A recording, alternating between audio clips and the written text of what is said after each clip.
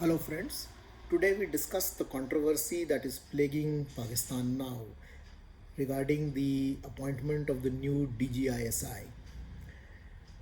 In the beginning of this month, the Pakistani army transferred 7 of its lieutenant generals, and in these transfer postings were announced the transfer of the present DGISI, General Faiz Hamid, who was to go as Corps Commander Peshawar, and in his place, the Corps Commander Karachi, General Nazim Anjum, was to take over charge from him.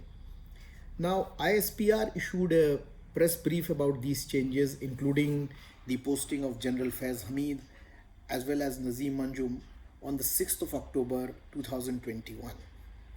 Now, what is the controversy? The controversy started when, despite the press brief that was released by the ISPR, no notification was issued by the Prime Minister's Secretariat appointing General Nazim Anjum as the new DGISI. This notification is still to be issued till date, even after 17 days have passed.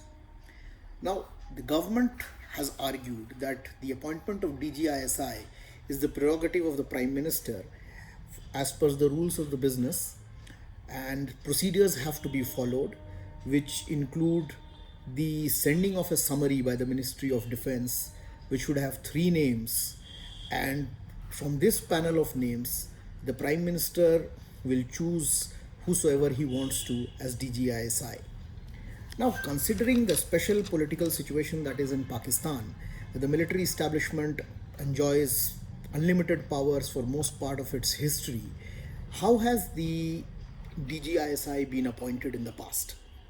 Now, there have been times when Pakistan has been under martial law, and in that situation, the Chief of the Army Staff has been running the country as CEO, and basically, in that case, there has been no controversy because his chosen person has been appointed as the DGISI.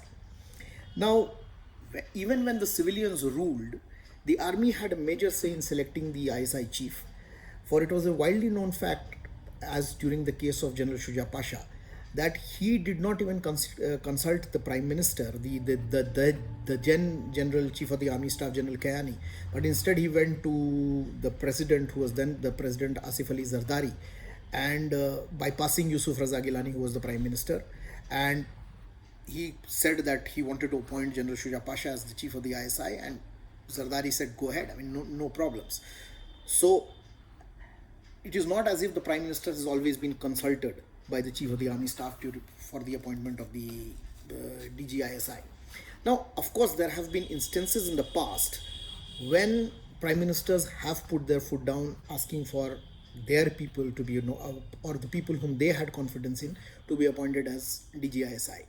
When Benazir Bhutto Sahiba was the Prime Minister of Pakistan, she appointed General, who was retired then, as Shamsur Rahman Kallu, Lieutenant General Shamsur Rahman Kallu, when she replaced General Hamid Gul.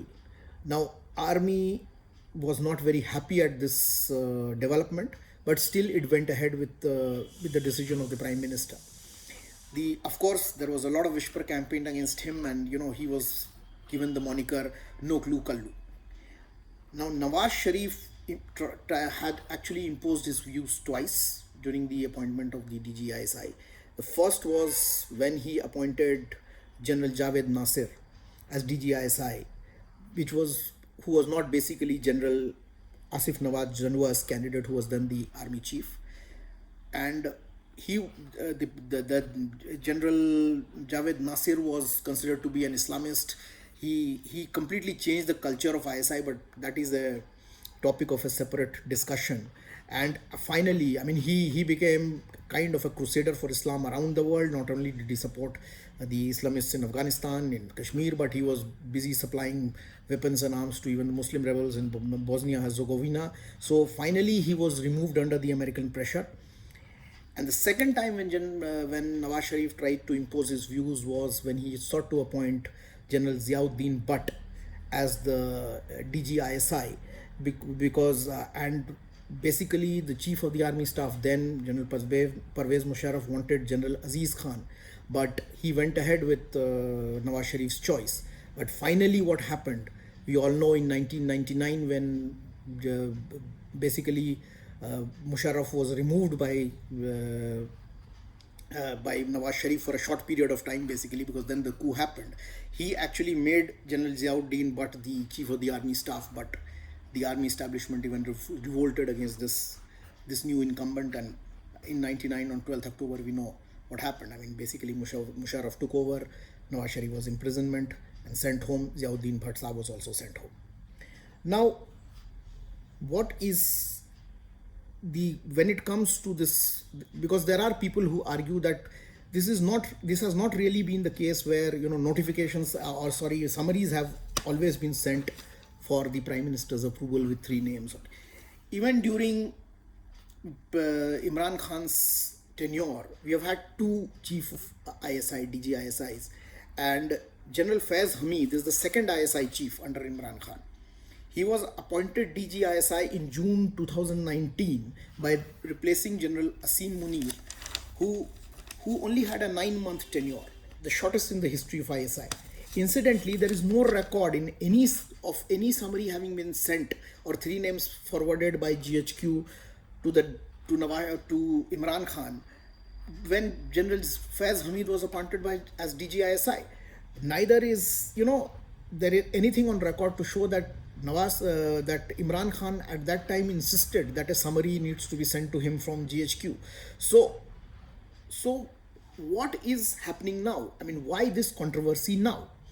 So the story that is circulating, because it is all grapevine. I mean, even the most well-clued journalists in Pakistan or analysts in Pakistan start with this view that we do not have uninterrupted access to the GHQ.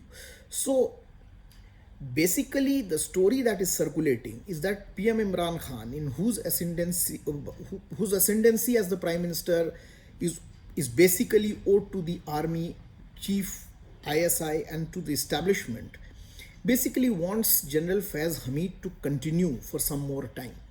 Actually, the story that I have been hearing in Pakistani media is that the chief was broached this issue with him first in August, that he wanted General Faiz to relinquish charge and move to a corps, and then transfer postings of the army need to take on.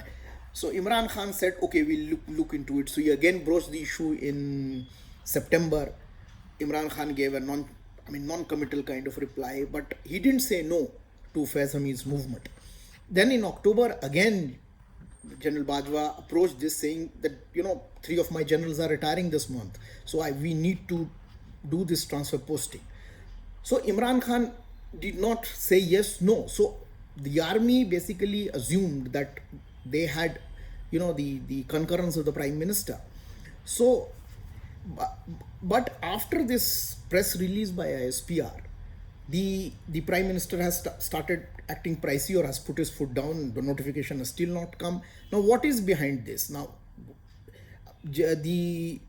what is behind this has been revealed by the Special Assistant to the Prime Minister on Political Affairs, Amir Dogar, on a TV interview, that Imran Khan Sahab wanted General Faiz Hamid to continue for some more time in the post of DG ISI. The apparent reason that has been given is that because of the situation in Afghanistan, he has been handling it.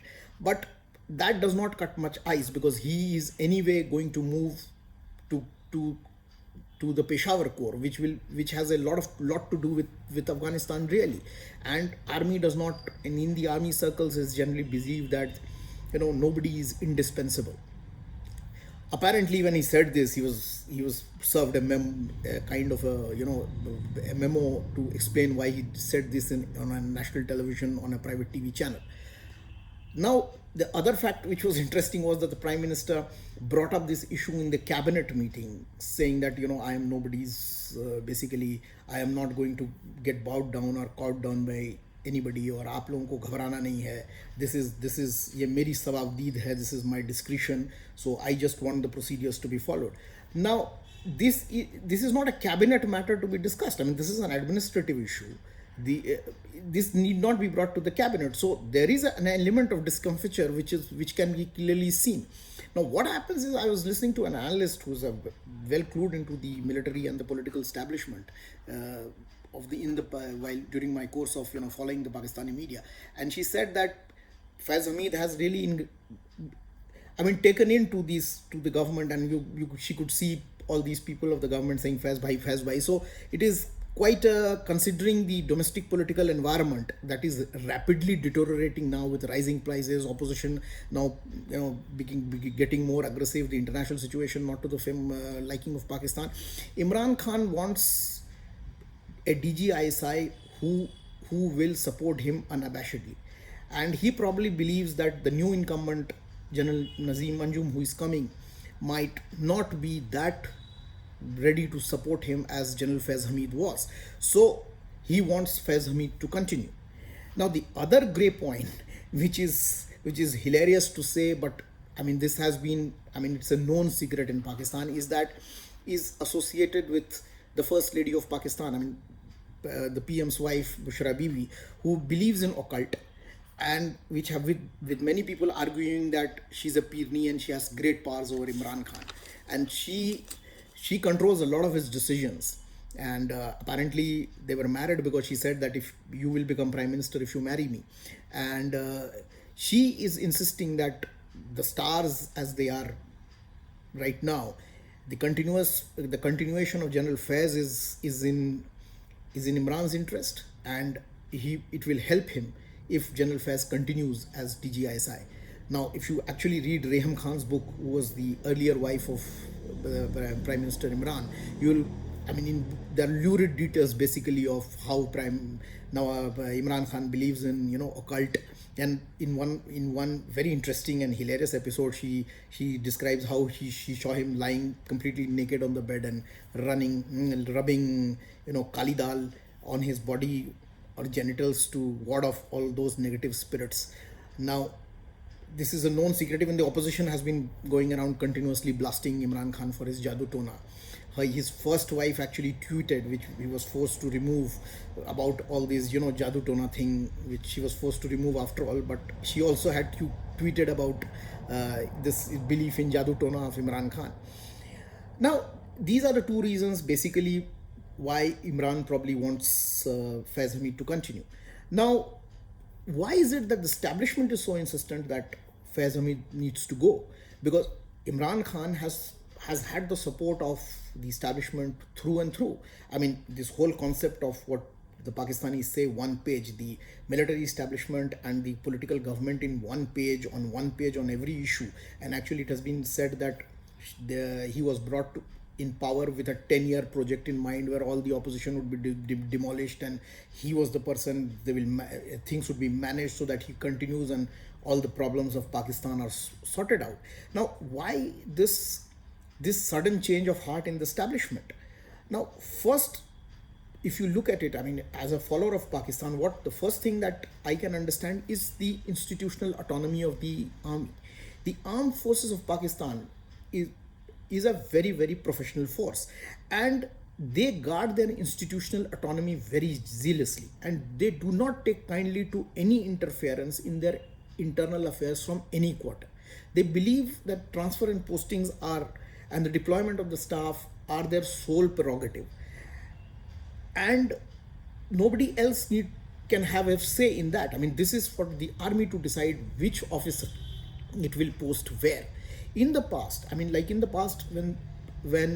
Prime Minister Nawaz Sharif wanted to be consulted in the placements of corps commanders, the then Chief of the Army Staff, General Ashif Nawaz Janjua, he completely put his foot down and said, no, this is not your jurisdiction, this is completely mine. So in this case, the army believes that since there is a chain in operation and it decides who is fit for a particular position, it should take a call. Imran Khan has no business interfering in this functioning, and according to them, they've already consulted Imran Khan. Now, that consultation might just be, telling him. Secondly, the Pakistani army also does not like the idea of politicians creating their own lobbies in the army, which they believe in future or undermines the unity of command in the present. During the coup of 1999, it became quite clear, because when the army senior generals, they supported Pervez Musharraf, who was still in a flight and who had not even landed in Pakistan, and but did not support Ziauddin Bhatt, General Ziauddin Bhatt, who was then designated as the chief of the army staff. But I mean, and Nawaz Sharif had shown him, but and Pakistani army is not an army which does a coup which is based on colonels. So they do not like the idea of basically politicians interfering too much in the army, creating favorites, creating their their own favorites in the armed forces setup. Even in this in the Faiz Hamid's case too, it is generally reported that all the other senior army officers or corps commanders are firmly standing behind General Bajwa on this issue. There is also this talk, I mean, this grapevine of a vlogger, a famous vlogger of Pakistan, whose vlog I saw on YouTube, in which he says that Nawaz Sharif, Imran Khan actually called General Faiz Hamid and said, go to Peshawar, but be ready to take over in March, April, so that basically when I will remove General Bajwa. Now, apparently, General Faiz Hamid then went immediately after this meeting to General Bajwa and told him that this is what the Prime Minister has told him. Now, at the moment, the generals feel that if this support which the Prime Minister is showing for and trying to make him the chief of the army staff does not, because right at the moment he is the 27th most senior general. General Bajwa, after his extension in November 22, when he retires, he will be the 4th. So the institution per se does not like this idea of politicians meddling in their internal affairs. Now, of course, I cannot vouch for the authenticity of what the vlogger had said. I mean, I'm just quoting what I have heard while following his vlog. Now, another thing is that even it is in the interest of General Faiz Hamid too to do a corps command, because as per the internal criteria which the Pakistani army has defined for itself as to who would be considered for chief, you should have actually commanded a corps for a year. So General Bajwa retires in November 2022. Now this gives 1 year corps commandership to General Faiz, and at that time he will be the 4th senior most general in the overall hierarchy. So he would be well in the line to be considered for the chief's post. So even he is interested in going and doing a corps. Apparently, Imran Khan was even suggesting that why don't we designate ISI as a corps. So the chief said that that's not possible. I mean, this is not a military organization. It is a inter-services organization. It is outside the remit. You are basically there on secondment. Of course, it's controlled by the ISI, but that is the de facto situation, not the de jure. So it cannot be converted into a corps. So General Faiz Hamid too, according to reports, is interested in going and being a corps commander, because if Imran Khan survives and as the Prime Minister till then because the elections are due only in 23, he will be well within the race to be the next chief of the army staff in Pakistan. Now, another point is General Faiz Hamid's role as DG ISI has been very, very controversial. And apart from being controversial, the main opposition party, the PMLN, with both Nawaz Sharif and Maryam Nawaz, have been taking his name while attacking him. They started taking the name of General Bajwa and Faiz Hamid while attacking them, but gradually they have gone silent on General Bajwa, and now the entire basis of that attack, the entire focus of that attack has become Faiz Hamid. They hold him responsible for dismissing Nawaz Sharif, and also now Maryam has gone to the court arguing that it was Faiz Hamid who has orchestrated Maryam's conviction in this case. Now, it would have been okay some time ago, but now with the declining popularity of the Imran Khan government and this widely held belief that he was brought to power because of the armed forces, and the discomfiture which the general establishment feels at being constantly attacked, General Faiz is becoming a liability. So they would want him to get out of public views for some time and move to Peshawar. So now what happens in the future?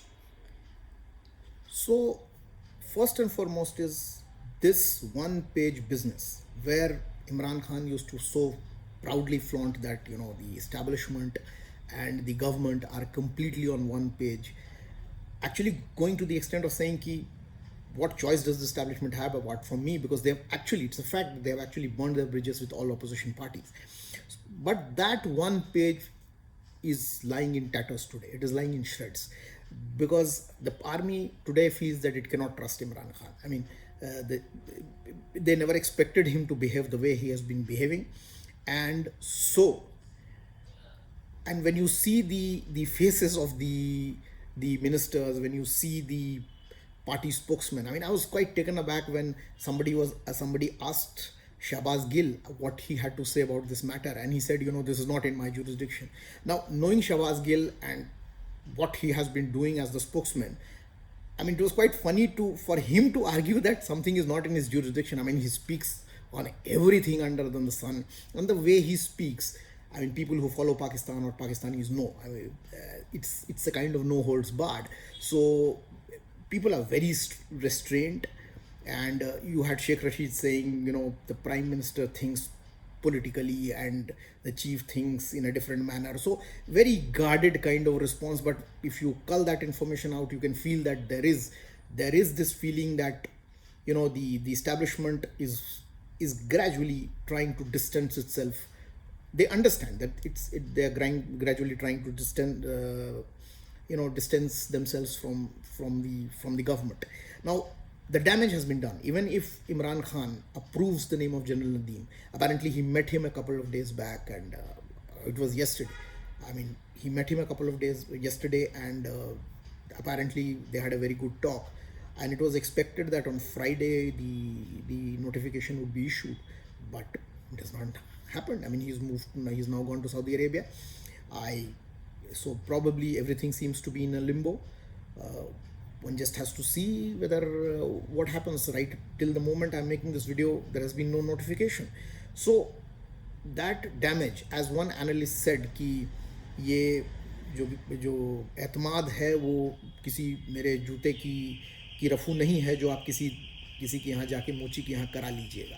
वो एक बार टूटती है तो टूट ही जाती है. Now, the signs are also more visible with a more aggressive opposition.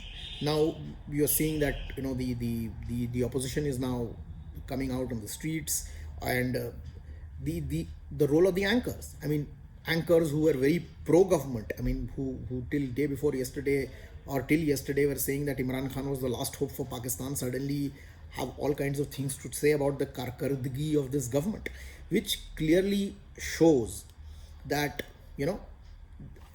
it is not the same for Imran Khan all the way.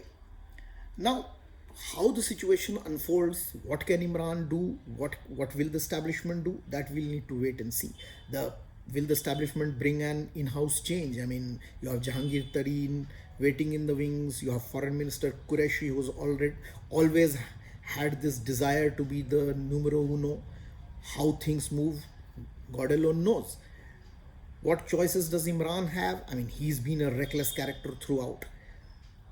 What he does, what are his options? We will have to wait and see. Will he take the drastic steps? God alone knows. But that is probably the topic of another video, and I will make another video on that, what options both the parties have. But right at the moment, it looks like that that one page is over. That continuous backing which Imran Khan had of the establishment is no longer available to him. And in all probability, finally it will be General Nadeem Anjum who will be the chief DGISI. Now, what kind of a character is he? Very few people know a great deal about him, at least as an Indian I don't. But what I have followed him or read about him, or what analysts have been talking about him, is that he's a person who is very quiet, doesn't speak too much. He's had very important assignments in the past. He has been, he has served in Balochistan, he served in Karachi. Now, and like one analyst said कि आप इनसे खबर निकलवा लीजिए. I mean, वो सुनते रहते हैं, बोलते कुछ नहीं. Another very important thing which I heard an analyst talking about him, which really got my antennas all standing, is when she said that he holds the family of Justice Faiz Isa in very high regard during his service in Balochistan, and he believes that Justice Faiz Isa's family were one of the primary movement supporters of the Pakistan movement. He holds them in very high regard. Now, that if he actually holds Justice Faiz Isa in very high regard, and if ISI, if he kind of pulls back from what ISI has been doing regarding Justice Faiz Isa after that famous judgment which he gave of the Faizabad dharna, and where he actually lambasted the ISI, the establishment, after which the establishment has been going hammer and tongs after him, one reference after the other. And well, Justice Faiz Isa is in the line to be the Chief Justice of Pakistan in future. Now, if the ISI actually withdraws, and distances itself, will we see? And don't forget, in the Faizabad Dharna case, Justice General Faiz Hamid had been one of the guarantors, and Justice Faiz Isa blasted the establishment setup that it was it their role to do that. Now, and actually gave the judgment that investigations need to be carried out at how this whole thing went about. So if references don't happen, if Justice Faiz Isa actually gets back to what is due to him, then you will have a very different Supreme Court in the future in Pakistan. Now, but the big question mark is, that's an establishment's decision. Will Najeem Anjum, will in the case of Nadeem Anjum, his personal preferences triumph over establishment's views? Thank you.